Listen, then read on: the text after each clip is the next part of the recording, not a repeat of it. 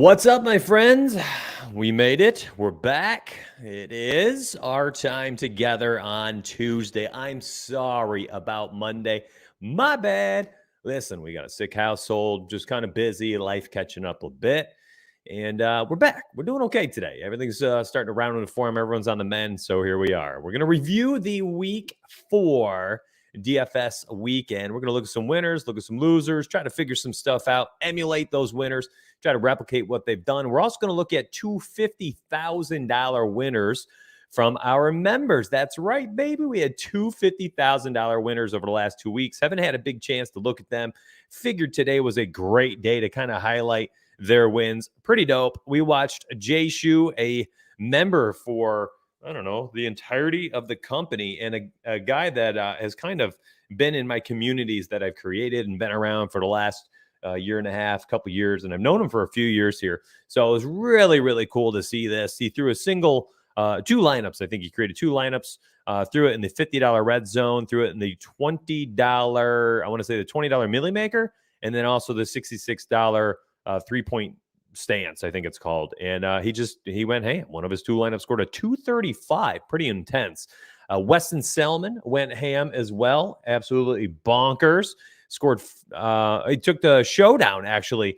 I believe it was the 66-yard field goal by Justin Tucker night that he woke up and won $51,000. Sent me a DM, showed me the new truck he was getting. Pretty sick, though. So congratulations, Weston. I don't think I had a chance to talk about yours. An absolute, life-changing win. And same thing for Jay Shu, 50,000. I don't care who you are or what you guys make or what you don't do. Any of us, for anybody, $50,000 is a large chunk of cash. So a massive congratulations to those winners. If you wanted to see it and see the proof, I guess I should probably just post that in chat right there. So you guys go ahead, grab that. If you're tuning in today on YouTube, thank you very much for checking us out again, coming back for another episode. If you could hit that like button while you're watching, that is super helpful for us. So thank you for supporting us, number 1, by watching, and number 2, by deciding to hit that like button. Appreciate you. Chat, what is up? I see everybody just kind of popping off right now. You guys are ready. You guys are ready today. I like it. Everyone's saying hi. They're excited, ready to smash. I had people talking in Discord today, talking about, all the different strategies they were doing and ways that they're seeing through Lineup Rewind that they were winning and what they want to do in week 5. And I'm feeling the same. I'm excited. I had myself a real nice week 4. I won $4,600 in DFS. I won $1,400 something in sports betting. It was a great week. I had been I broke even, I think, week 1. Week 2, I lost a few $100. Week 3, I lost like $1,500. It was tough. Week 4, plus 4,000. So I sent out a tweet. I was just being goofy, but I'm up a little bit on the season. Up about 1,000 on betting, and then several thousand, 3,500, I think, total in DFS. So it's good. It's been a real good start to the season, but there's a lot we have to do to prepare for week 5 going ahead. So let's go ahead and look at what's today's date. I need to look at the 3rd, and we're going to go look at that winning lineup in the $66 because I can find it real quick this way. And we will look at Jay Shu's winner, and then we're going to go look at all the pros and see what they did this past weekend. Week 4. Maybe it was the $50 red zone right here. Jay Shu, there he is. Bink. Love it. There he is on his own. Outpaced the entire field by 24 points. That is crazy. Let's go look at all lineups. We'll go just bring it up big card. So his stack, ooh, baby, went Mahomes, Tyreek Hill. Nice, like that. And then just kind of plugged in what he could around the rest of the lineup and made himself a nice victorious lineup here. Randall Cobb, Najee Harris with the secondary stack, which we've talked about a lot. If you guys have a small stack, just a team stack or a 3-player stack, likely want to put in what's up, Pops? Likely want to put in a secondary stack somewhere inside your lineup, and he did that. Looking fresh. I like that. Good job, Jay Shu. Went with David Montgomery there at 5.8K. Had himself a day. He would have had an even bigger day. Yeah, he got hurt, by the way.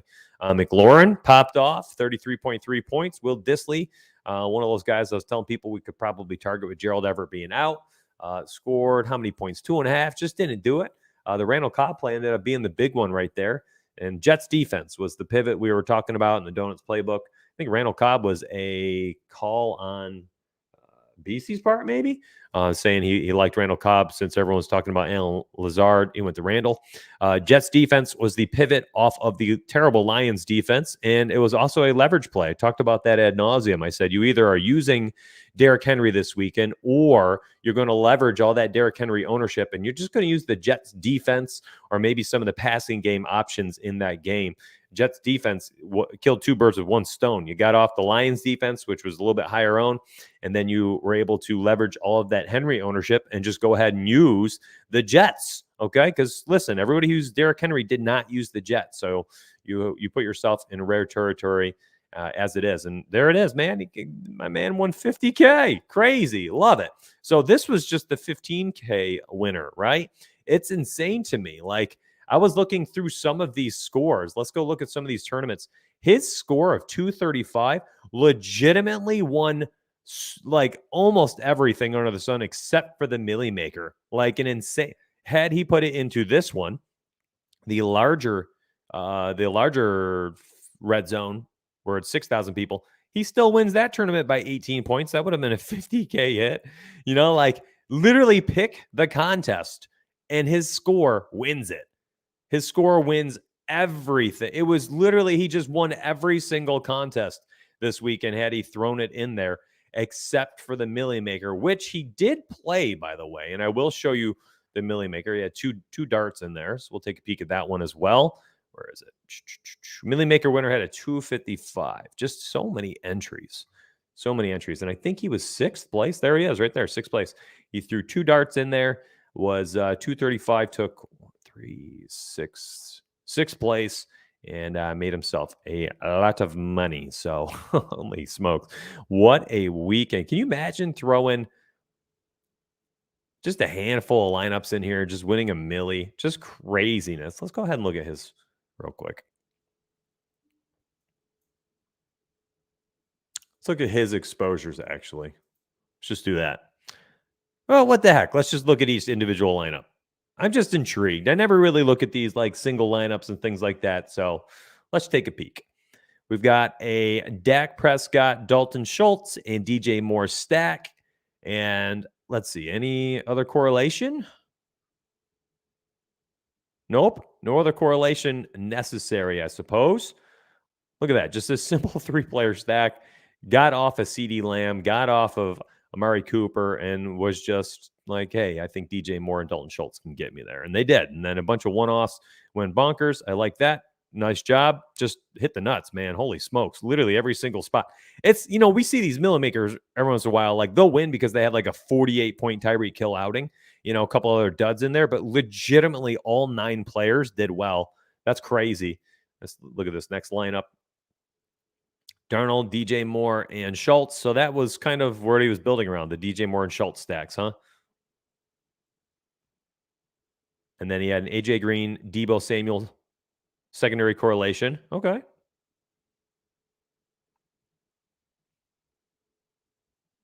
No, that's not. They're not even the same game.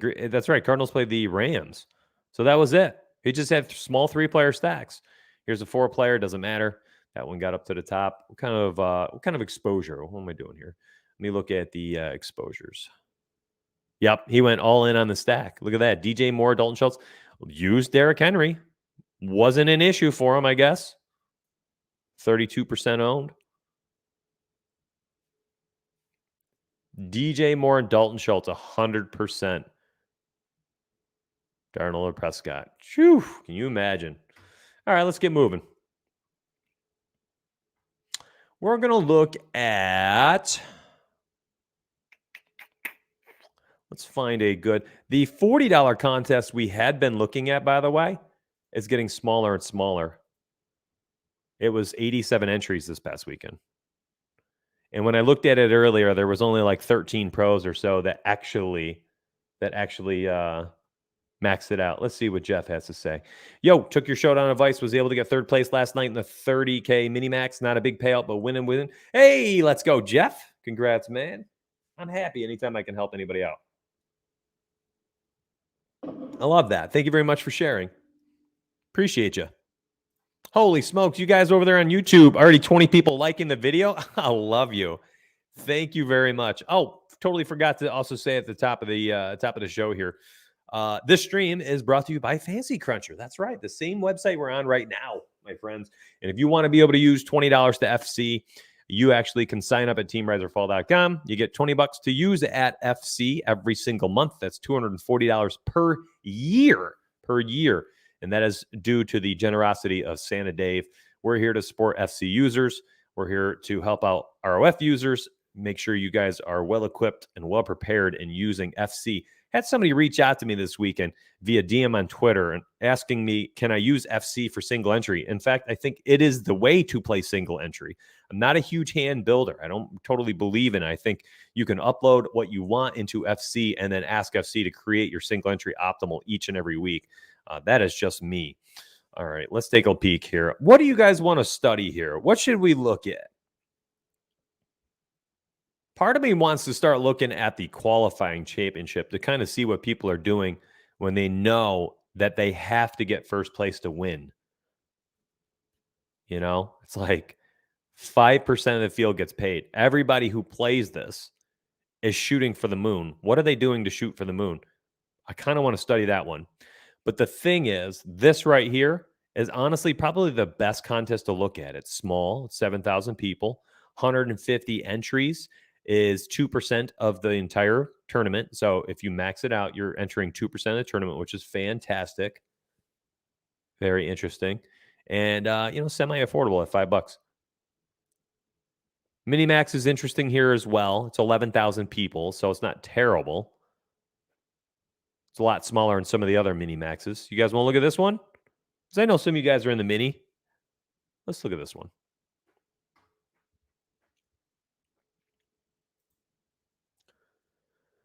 Let's filter by the mini-maxers. Equals 150 entries. Let's see how many people. 32 people maxed out the mini-max here. 32. Now let's take a peek. How did people do? Ooh, okay. We got one person. One person took first place. We had 6 people take profit out of 32. So what is that? 20%? 15% of the mini-max maxers ended up taking a profit. Okay, let's look at the winner here. Actually, I want to look at it in 2 ways. I want to look at his exposures against the field. Okay, so Derrick Henry, 28% owned. He went 35%. Lions D, 87%. Holy smokes. DJ Moore at 50. Kind of moving with the field on a lot of other players. Way over on Cooper. We knew that was coming crashing down sooner or later. Najee Harris continues to catch passes and make value, exceed value. Way over on Amari Cooper. Man, he just looked at who the chalky players were and kind of just went over them. Robert Woods finally scored 15 points. Goodness, 53%. I mean, nothing outlandish. Let's look at the winner.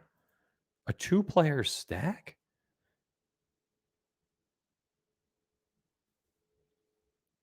Darnold and DJ Moore. No secondary correlation anywhere.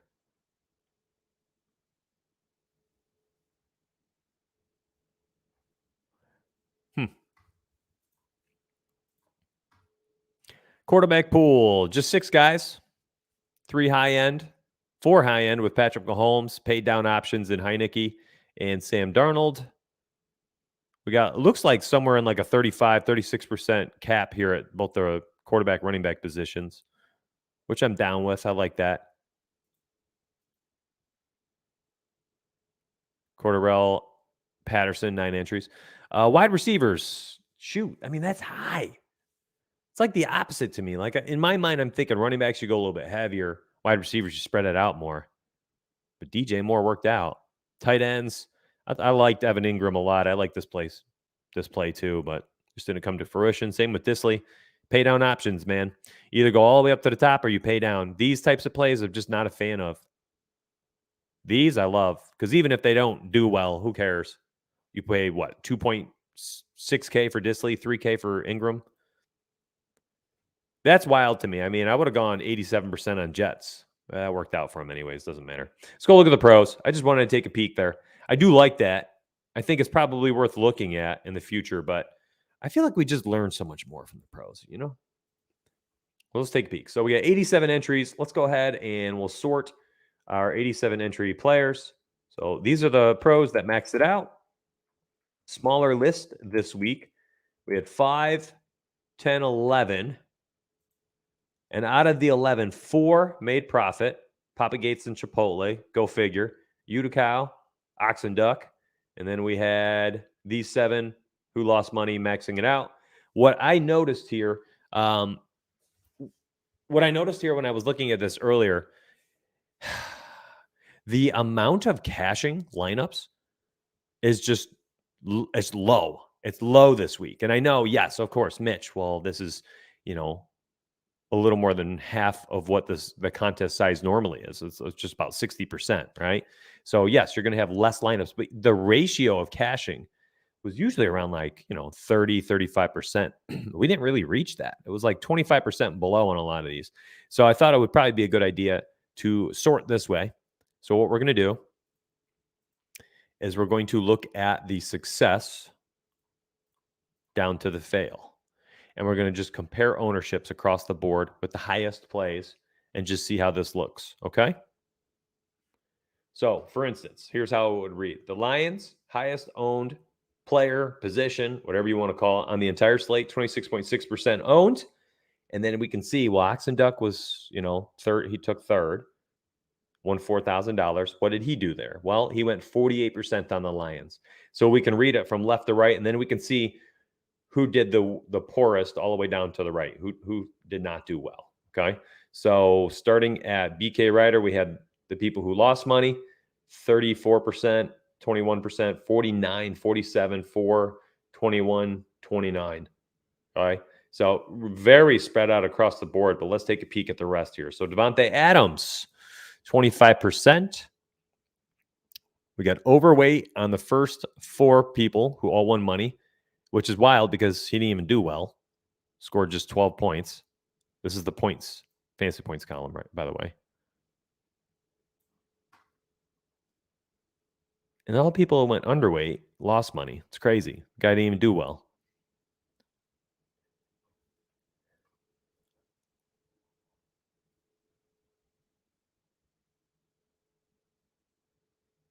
Slightly overweight on DJ Moore for a couple of these winners. Same thing here. Where's the glaring difference? Let me find it. I don't see it just yet. I mean, the only thing I'm currently seeing here is ownerships just not being capped. Like, look at these. Look at these. Watch. I'm going to sort all the losing lineups real quick, the losing CSVs. And this one's kind of high. And guess what? He lost $60. That's considered a win in my book when you're maxing out 87 times. I mean, shoot, that's, we're looking at, let me do quick math here. $3,700 or so maxed to max this out. You lose $60. Okay. So look at the exposures, right? 48% highest owned, 64%, 42%, 66%, 60%. Okay. Now we'll look at the ownership here on the people who did the worst. I think they are potentially a little flat on their ownership. 35, 49. Okay. 47, 33, 52, 39. A little bit lower. A little bit lower.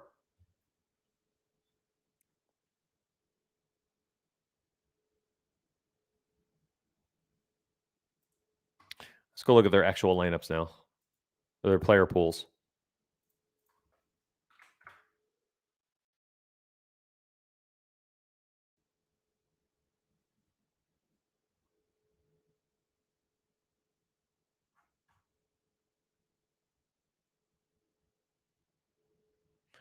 All right.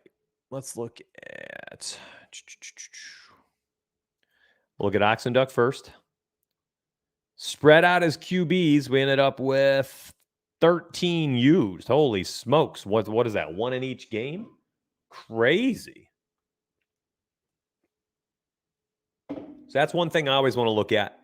Let's open them all up. I'll open them the same way by the winners, and we'll go position by position. Now we're hitting our stride here with how I want to do this. So these are the 5 successful. These are guys that didn't do too well, guys and gals.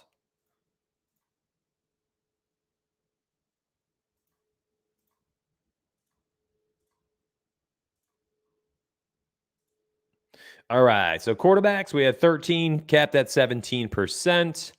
Let's look at Chipotle here. He has 11 quarterbacks, 18% or less in all of them except for Sam Darnold. Just felt good there, I guess. Let's look at his Broheem.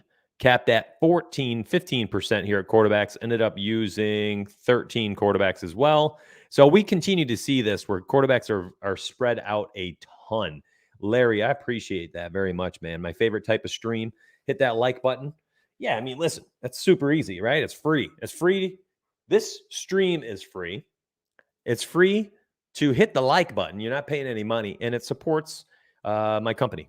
It supports us. It supports me, honestly, because what you do, you get that like button and it bumps us up in the YouTube search and people find us and they're like, oh, who the heck is Rise? I legitimately have people reach out weekly, several per week. They're like, I've never heard of you before. I'm like, well, the DFS industry is small compared to other things, but it's large enough where I get lost.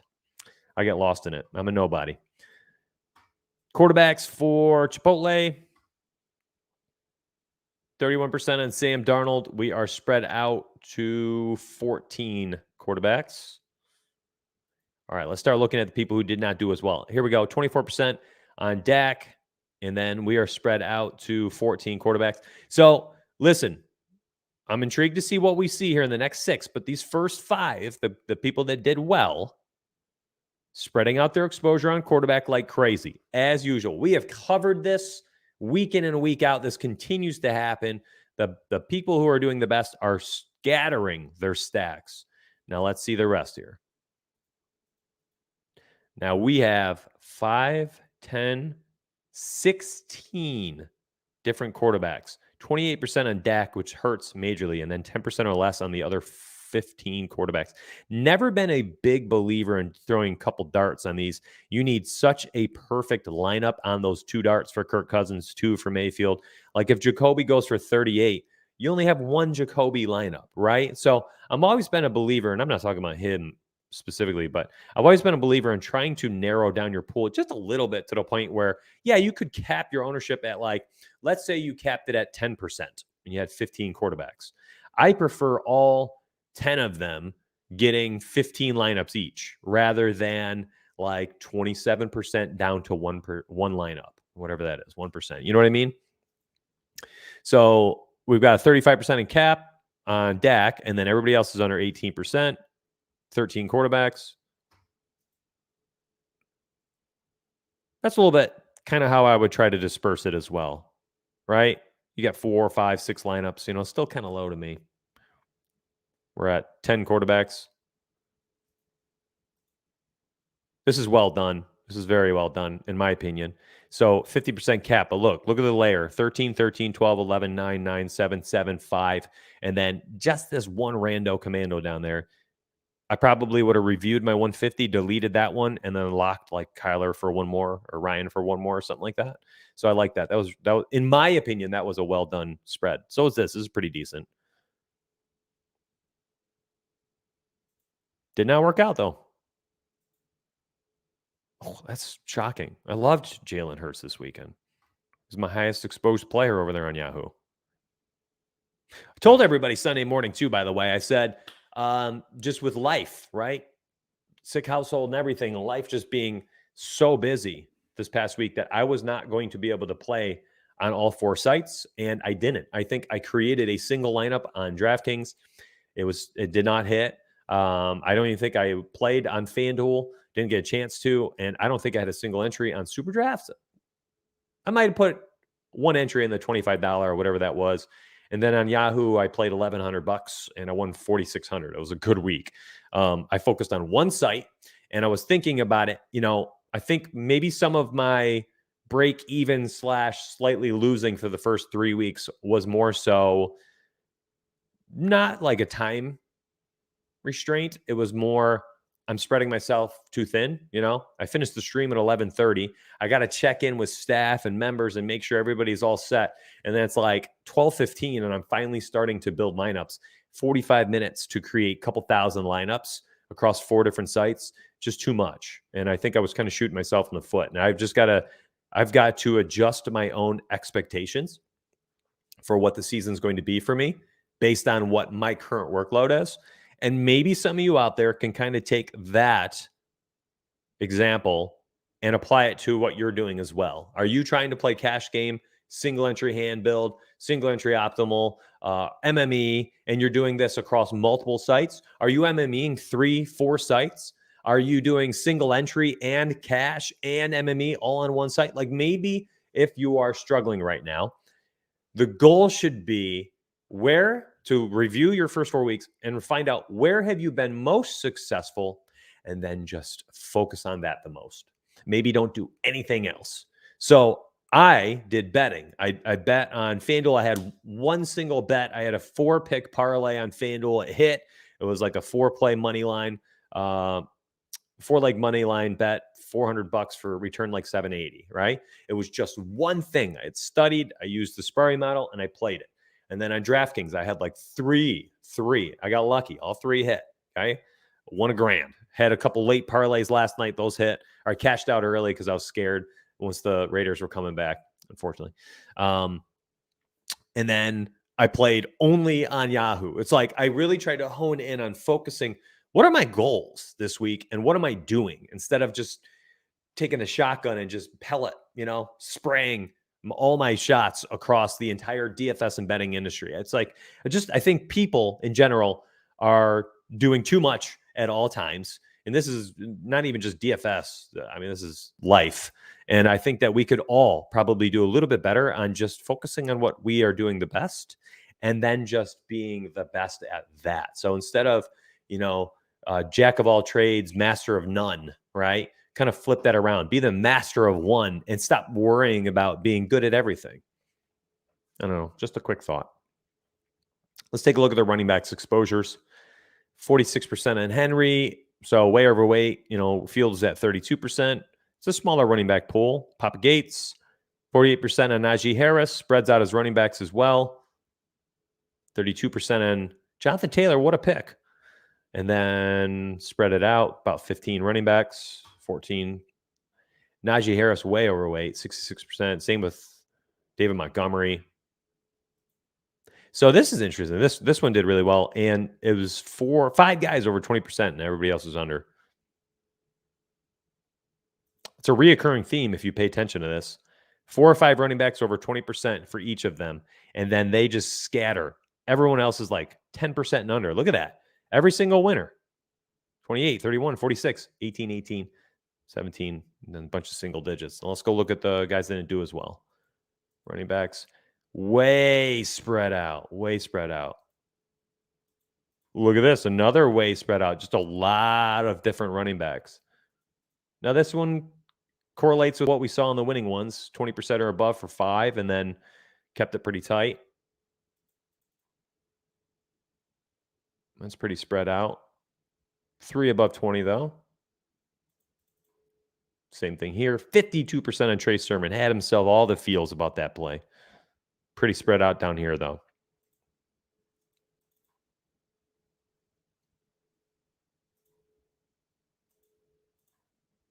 Look at wide receivers. Curtis Samuel, 36%. How did he do? Scored 5 points, 5.9.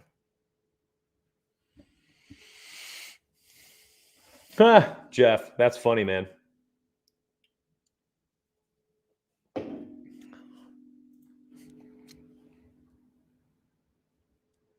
So 40% cap on wide receivers, just about. A lot of wide receivers used. Wide receivers here, very tight up top. A lot of exposure to this game. Worked out for him because of the DJ Moore, though. Did Amari have a good day? 15.9 didn't hurt you.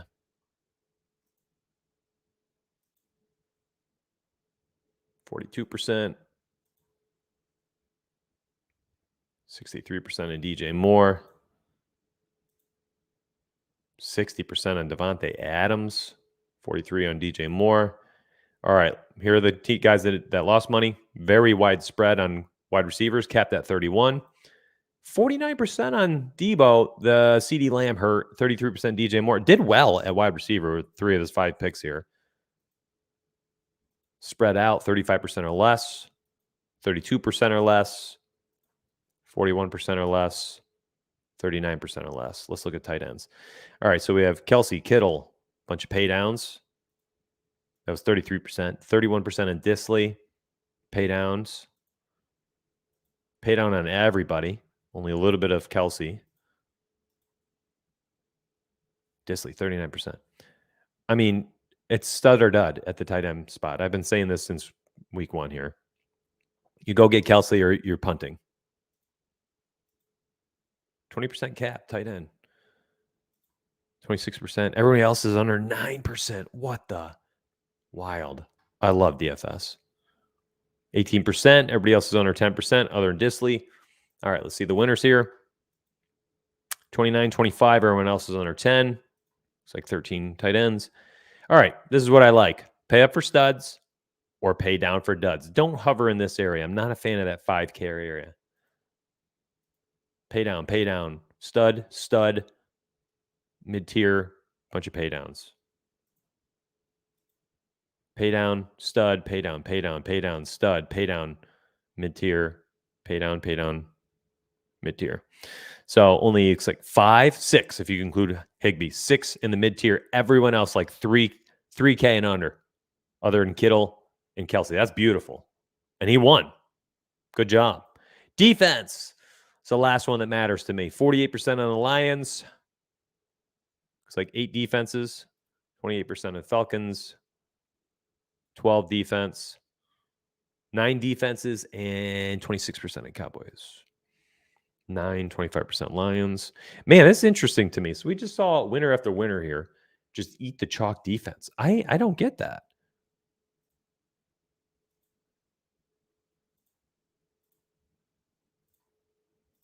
Eating the chalk defense here and losing too. I mean, look at that spread. I think this just kind of shows you how much defense is slightly irrelevant, which is why I never really pay up for them. Punt. All right, last thing I want to do is we'll look at stack types. So very spread out. Legitimately, so Ox and Duck had the best day. Literally everything's there. 3-player, 4-player, 0, 5. Papa Gates, 3, 4, 5, 6. We saw Papa Gates 2 weeks in a row use 6-player stacks. He took first place in a bunch of stuff last week.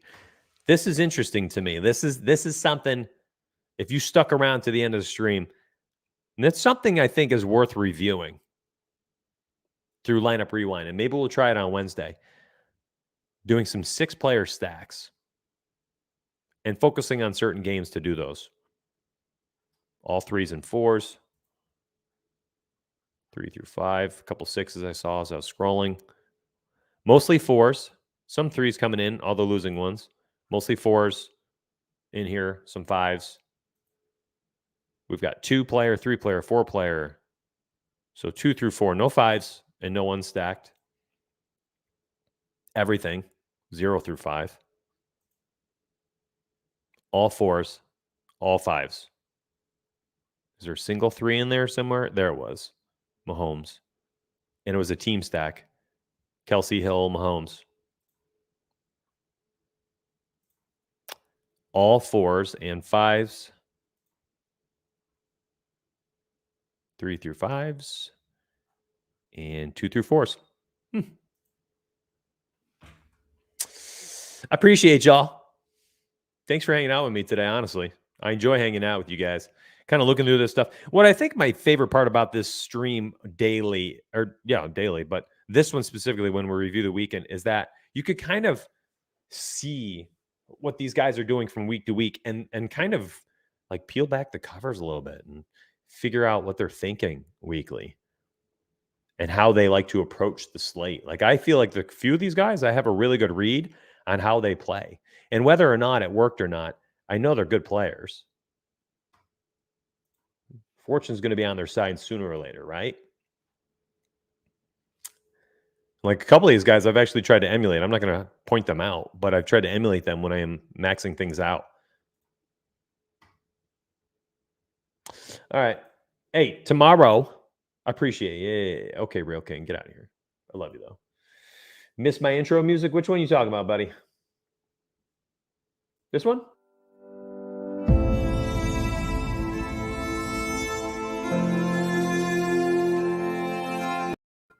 Is that the one? That's for you, buddy. That's for you. All you, man. All you. Appreciate you too, D-Mills.